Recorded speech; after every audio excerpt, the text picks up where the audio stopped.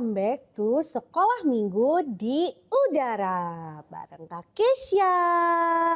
Wah, apa kabarnya teman-teman? Pasti semuanya dalam keadaan yang baik ya. Amin. Nah, kalau teman-teman ada yang sakit, Kak Kesya berdoa supaya teman-teman cepat sembuh ya. Dan jaga kesehatan ya teman-teman karena cuacanya lagi kurang baik nih teman-teman. Oke, sudah siap belum memuji Tuhan? Sudah siap mau mendengarkan firman Tuhan? Wah, mantap. Oke deh, kita mulai di dalam doa dulu ya teman-teman. Yuk, mari kita berdoa. Tuhan Yesus, terima kasih karena Tuhan sangat baik dalam kehidupan kami. Tuhan sudah menyertai kami sepanjang 1 minggu. Kami beraktivitas, kami sekolah. Tuhan sudah menyertai kami. Kami bersyukur untuk penyertaan Tuhan. Dan hari ini Tuhan, kami mau memuji Tuhan. Kami mau memuliakan nama Tuhan. Dan kami mau mendengarkan firman Tuhan. Berkati ibadah kami dari awal sampai kepada akhirnya. Terima kasih Tuhan Yesus. Kami berdoa dan mengucap syukur. Haleluya. Amin. Oke teman-teman, memuji Tuhan yang semangat ya. Teman-teman, kita sama-sama naikkan pujian ini ya. Taat, taat, taat, taat. Saya mau seperti Yesus. Taat, taat, taat, taat, taat, taat. Saya mau seperti Yesus. Taat, taat. Dengar-dengaran kepada Tuhan Yesus. Dengar-dengaran kepada Papa Mama. Lakukanlah nasihat mereka semua. Taat, taat. Puji Tuhan.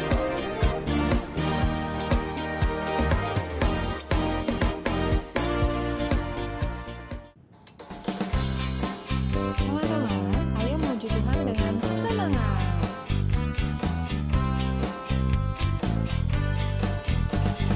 Baca kitab suci, doa tiap hari, doa tiap hari, doa tiap hari. Baca kitab suci, doa tiap hari kalau mau tumbuh. Kalau mau tumbuh, kalau mau tumbuh, glory haleluya. Baca kitab suci, doa tiap hari kalau mau tumbuh.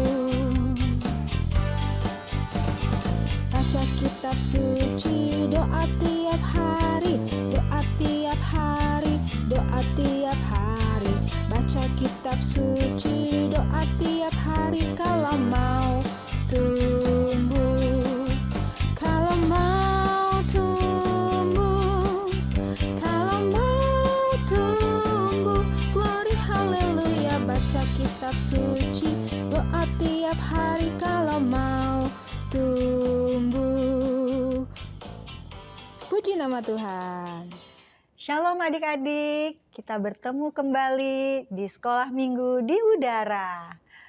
Baik adik-adik, hari ini kita akan kembali belajar dan Kak Elis akan menceritakan firman Tuhan dan dengan judul Menyeberangi Sungai Yordan. Cerita ini diambil dari pasal Yosua 3 dan 4. Cukup panjang ya adik-adik, tapi adik-adik harap bersabar dan konsentrasi untuk mendengarkan cerita hari ini. Baik, gimana kabarnya hari ini adik-adik? Di luar hujan, tentunya ada yang merasakan kedinginan ya. Tapi Kak Elis percaya kalau adik-adik ada di dalam rumah dan mendengarkan cerita firman Tuhan, oh pasti hangat, amin. Semangat ya adik-adik. Mari kita siapkan hati. Kak Elis ajak adik-adik berdoa sebelum mendengarkan cerita firman Tuhan. Mari lipat tangannya, tutup matanya, kita berdoa. Tuhan Yesus yang baik, kami memuji menyembah-Mu, kami mengucap syukur juga kepadamu Tuhan, karena hari ini kami boleh bangun pagi dengan tubuh yang sehat, hati yang penuh sukacita. Kami percaya Tuhan hari ini berkat Tuhan tercurah bagi kami. Dan kami mau siapkan hati untuk mendengarkan cerita firman Tuhan. Urapi kami ya Tuhan, baik Kak Elis yang akan menceritakan firman Tuhan kepada adik-adik, juga adik-adik yang mendengarkan firman Tuhan di rumah. Tuhan memberkatinya, Tuhan menyertainya. Terima kasih kami siapkan hati ya Bapa untuk menyambut firman-Mu dengan penuh sukacita di dalam nama Tuhan Yesus. Kami bersyukur, haleluya, amin. Oke, adik-adik masih ingat gak cerita minggu yang lalu? Tentang Yosua yang menggantikan Musa. Masih kan? Oke, kalau masih ingat, wow adik-adik luar biasa sekali. Nah, setelah Musa mati, Allah berkata kepada Yosua, ya, Yosua yang menggantikan Musa. Sekarang Musa telah mati, engkau sekarang adalah pemimpin bangsa Israel yang baru. Kuatkan dan teguhkanlah hatimu. Aku, Tuhan, akan menyertai engkau sama seperti aku menyertai Musa. Engkau akan membawa bangsa ini masuk ke tanah yang sudah kujanjikan kepada mereka. Tapi sebelum kamu masuk ke tanah perjanjian itu, ketahuilah bangsa Israel akan harus menghadapi penduduk kota Yeriko yang terletak di perbatasan. Dan kota tersebut memiliki tembok kota yang tebal dan kokoh. Jadi hal pertama yang dilakukan oleh Yosua yaitu ia mengirim beberapa pengintai untuk mengintai keadaan kota Yeriko. Hal ini pernah dilakukan Musa beberapa waktu yang lalu. Yosua memilih 2 orang dan berkata kepada mereka, "Pergilah menyelidiki tanah di seberang sungai Yordan dan lihatlah kekuatan yang dimiliki penduduk kota Yeriko tersebut." Itu terdapat dalam Yosua pasal 3 dan 4. Nah, jadi kedua pengintai itu menyamar seperti orang yang sedang mengadakan perjalanan biasa. Hal pertama yang mereka lakukan setelah mereka tiba di kota Yeriko adalah tempat penginapan. Pasti mereka sudah lelah ya adik-adik, namanya mengadakan perjalanan jauh. Akhirnya mereka menuju tempat penginapan. Nah, lalu mereka menemukan sebuah rumah dan yang empunya rumah bernama Rahab. Nah, jadi yang punya rumah itu siapa adik-adik? Ya, namanya Rahab. Kedatangan kedua pengintai segera diketahui oleh penduduk Yeriko. Wow, bagaimana ya? Lalu mereka memberitahukan Raja Yeriko bahwa ada 2 orang pengintai yang sudah masuk ke kota Yeriko untuk memata-matai mereka. Raja Yeriko telah memperhatikan ada bangsa Israel yang besar jumlahnya sedang mendatangi kota Yeriko. Mereka juga telah mendengar banyak mujizat yang sudah Tuhan lakukan bagi bangsa Israel. Mereka yakin bahwa Allah yang memimpin bangsa Israel adalah Allah yang dahsyat dan besar. Ini membuat hati mereka kecut dan menghadapi bangsa Israel. Kecut itu apa ya? Tawar hati, kecut itu asam, kecut itu khawatir gitu ya. Mendadak ada takut gitu ya. Jadi bangsa Yeriko itu, penduduk Yeriko itu merasa ketakutan ketika mendengar bangsa Israel mau datang ke kota mereka. Begitu adik-adik. Lanjut lagi ya.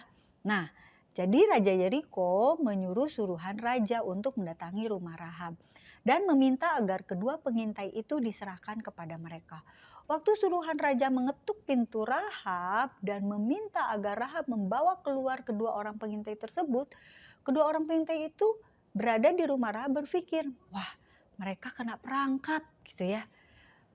Kok orang dari Yeriko kok mengetahui keberadaan mereka gitu ya. Tapi mereka tuh sedang bersembunyi di rumah Rahab. Nah, ternyata Rahab dengan penuh keramahan menyembunyikan kedua pengintai itu di bawah timbunan jerami yang sedang ia jemur. Lalu Rahab mendapatkan suruhan raja dan berkata bahwa kedua pengintai itu sudah keluar dari kota Yeriko. Jadi adik-adik, si pengintainya itu dilindungi oleh Rahab dan ditutup badan mereka dengan jerami-jerami. Dua pengintai itu disembunyikan oleh Rahab. Jadi dua pengintai itu ditolong oleh Rahab supaya orang-orang yang suruhan raja itu tidak mendapati kedua pengintai itu, adik-adik. Nah, Kak Elis lanjutkan lagi ceritanya ya. Nah, oleh sebab itu Rahab menyuruh suruhan raja itu segera mengejar kedua pengintai ke seberang sungai Yordan sebelum mereka bersembunyi ke dalam hutan. Setelah pesuruh raja pergi untuk mengejar kedua pengintai itu, Rahab mengeluarkan kedua pengintai itu dari tempat persembunyiannya. Wow, adik-adik bisa bayangkan ya, si kedua pengintai itu pasti ngerasa, wah sekarang udah aman ya gitu. Lalu dia keluar dari jerami-jerami itu, jerami-jerami yang menutupi badan mereka, dia keluarin gitu ya. Dia akhirnya lalu Rahab yang menurunkan mereka dengan tali dari jendela rumahnya. Jadi si pengintai itu akhirnya keluar dari rumah Rahab dengan memakai tali dari jendela rumahnya Rahab supaya dua pengintai itu bisa keluar dari rumahnya Rahab ya. Karena sudah aman adik-adik. Nah, kebetulan rumah Rahab terletak di atas tembok kota Yeriko.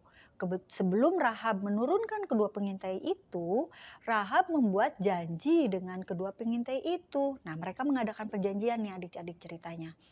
Rahab memberitahukan kedua pengintai itu bahwa sebetulnya penduduk Yeriko takut dan gentar terhadap orang Israel karena orang Yeriko telah mendengar bagaimana Allah menyatakan kuasa mujizatnya untuk melindungi dan membela bangsa Israel dari serangan musuh-musuh mereka. Rahab yakin bahwa bangsa Israel mampu merebut kota Yeriko. Oleh sebab itu, Rahab meminta agar bangsa Israel akan mengingat kebaikan hatinya yang sudah ia nyatakan kepada kedua pengintai tersebut. Nah, lalu kedua pengintai itu berkata, nanti waktu Tuhan Allah menyerahkan kota Yeriko ini ke tangan bangsa Israel, maka kami akan mengingat kebaikan hatimu yang sudah engkau tunjukkan kepada kami. Tali yang dibuat dari benang kermisi yang berwarna merah yang engkau gunakan untuk menurunkan kami dari tembok ini harus engkau ikatkan ke jendela rumahmu, tempat engkau menurunkan kami. Nah, semua keluargamu harus engkau bawa agar mereka berlindung dalam rumahmu. Siapa yang keluar dari rumahmu akan binasa. Sedangkan mereka yang berada dalam rumahmu akan selamat. Ketika kedua orang pengintai itu kembali ke Yosua, mereka memberitahukan bahwa Tuhan telah memberikan kota Yeriko kepada kita. Semua penduduk Yeriko telah ketakutan sebelum berperang melawan kita. Mereka juga menceritakan tentang seorang wanita yang bernama Rahab yang sudah menyembunyikan mereka sehingga mereka selamat. Keesokan paginya, bangsa Israel mengemasi tenda-tenda mereka dan mereka mulai bergerak menuju Sungai Yordan. Pada waktu itu Sungai Yordan sedang banjir. Nah, seperti di Indonesia ada banjir ya adik-adik, demikian juga pada saat itu Sungai Yordan dalam keadaan banjir. Lalu Yosua meminta agar bangsa Israel mentaati perintah Allah. Para imam dari suku Lewi akan berjalan di depan bangsa Israel sambil mengangkat tabut perjanjian.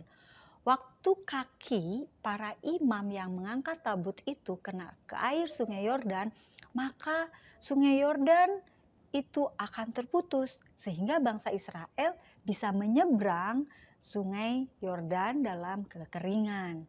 Para imam dari suku Lewi ini akan tetap berdiri di tengah Sungai Yordan yang kering sampai semua bangsa Israel menyeberangi ke seberang Sungai Yordan. Sebelum para imam keluar dari tengah Sungai Yordan yang kering, Yosua menyuruh ke-12 orang dari setiap suku untuk mengambil masing-masing satu batu dari tengah Sungai Yordan dan meletakkannya di seberang Sungai Yordan sebagai tugu peringatan. Mengapa mereka harus melakukan hal ini? Agar pada waktu anak cucu mereka bertanya, apa yang dimaksudkan dengan tugu ini? Maka para orang tua perlu menceritakan pengalaman hari ini kepada mereka. Ini menjadi tanda peringatan bagaimana Allah membawa bangsa Israel menyeberangi Sungai Yordan dengan cara yang ajaib. Setelah para imam menginjakkan kaki mereka ke seberang sungai Yordan, maka sungai Yordan kembali menyatu seperti semula. Jadi adik-adik, ketika ada mujizat, bangsa Israel tuh biasanya mereka memberikan tanda gitu ya, memberikan tanda. Seperti yang hal ini juga mereka membangun satu tugu gitu ya, supaya anak cucunya tuh mengetahui bahwa Tuhan telah menolong mereka. Dari cerita yang Kak Elis ceritakan hari ini, apa yang harus adik-adik lakukan bersama Kak Elis ya? Kak Elis juga apa yang harus Kak Elis lakukan? Nah, di sini Allah dari cerita ini ya, Allah menunjukkan kepada bangsa Israel bahwa Ia menyertai Yosua dengan tanda mujizat, sama seperti waktu Ia menyertai Musa. Allah juga mau menyertai kita dalam setiap aktivitas kita yang harus kita lakukan, yaitu mentaati perintahnya. Seringkali Tuhan menyuruh kita melakukan hal yang tidak biasa kita lakukan. Tapi kalau itu berasal dari Tuhan, maka kita harus mentaatinya. Maka kita akan menyaksikan juga mujizat demi mujizat dari Tuhan. Oke adik-adik, mungkin saat ini adik-adik ada yang sedang menghadapi persoalan yang sukar untuk diatasi. Atau ada hal-hal yang sukar untuk adik-adik lakukan. Mungkin seperti ujian, atau ulangan, atau apapun yang adik-adik sedang hadapi saat ini. Nah, Tuhan mengajar kita untuk taat ya adik-adik, supaya ketika kita taat, mujizat Tuhan itu terjadi dalam kehidupan adik-adik. Oke adik-adik, semangat ya. Firman Tuhan berkata, minta maka akan diberikan, carilah maka kamu akan mendapat, ketuklah maka bagimu pintu dibukakan. Oleh sebab itu, Kak Elis mau mengajak adik-adik untuk menaikkan doa permohonan kepada Bapa kita yang di surga, agar Ia menolong kita dan menjawab apa yang menjadi kerinduan hati kita tepat pada waktunya. Amin. Buat adik-adik yang ingin didoakan, boleh letakkan tangan di dada dan mengangkat tangan. Kak Elis berdoa buat adik-adik. Oke, nanti kita akan berdoa bersama-sama, dan sebelumnya ada ayat hafalan adik-adik, jangan lupa. Ini di dalam Yosua 3 ayat 5. Tuhan akan melakukan perbuatan ajaib di antara kamu. Oke, sekali lagi ya. Yosua 3 ayat 5. Tuhan akan melakukan perbuatan yang ajaib di antara kamu. Pasti bisa ya adik-adik ya. Oke, mari kita berdoa. Haleluya. Bapa di surga, terima kasih. Kami bersyukur untuk cerita firman Tuhan yang luar biasa. Ketika Tuhan mengajar kami seperti Yosua yang taat kepada perintah Tuhan. Dan ketika Yosua taat kepada perintah Tuhan, maka mujizat itu dinyatakan. Sebab apa yang dilakukan oleh Yosua sesuai dengan kehendak Tuhan. Saat ini ya Tuhan, kami mau berdoa buat adik-adik di rumah. Engkau menolong adik-adik. Mungkin saat ini adik-adik sedang mengalami kesukaran, atau ada yang sedang bersedih hatinya.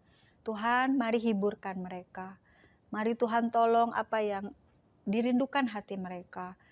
Dan mungkin kalau mereka sedang persiapan untuk di sekolah, ada ujian ataupun ulangan ataupun apapun itu yang mereka anggap sukar, mari Tuhan tuntun. Roh Kudus yang manis yang lemah lembut, tuntun adik-adik kami di rumah supaya mereka menemukan jalan keluar, supaya mereka mendapatkan kelegaan dan hatinya penuh dengan sukacita surgawi. Tuhan tolong agar mereka juga terus percaya sama Tuhan, bahwa Tuhan sanggup menolong adik-adik. Dan mereka juga diberikan hati yang taat kepada firman Tuhan. Terima kasih Tuhan Yesus, kami terima mujizat daripadamu hari ini, bahwa Engkau mengasihi kami dan menyertai kehidupan kami. Terima kasih Tuhan, kami telah menerima jawaban dari doa yang kami mohonkan kepadamu hari ini. Jikalau ada adik-adik yang sakit, kami percaya oleh kuasa bilu-bilu Tuhan Yesus Kristus, Tuhan juga sudah sembuhkan. Terima kasih Bapa, datanglah kerajaan-Mu ya Tuhan, jadilah kehendak-Mu. Dalam nama Tuhan Yesus kami bersyukur. Haleluya. Amin. Oke adik-adik, kita semangat untuk melakukan firman Tuhan dan jangan bosan-bosan. Terus kita dengar firman Tuhan. Ya, melalui YouTube channel dari Charismatic City Church. Adik-adik jangan lupa juga like ya, subscribe bagi yang belum subscribe. Oke? Terima kasih, Tuhan berkati.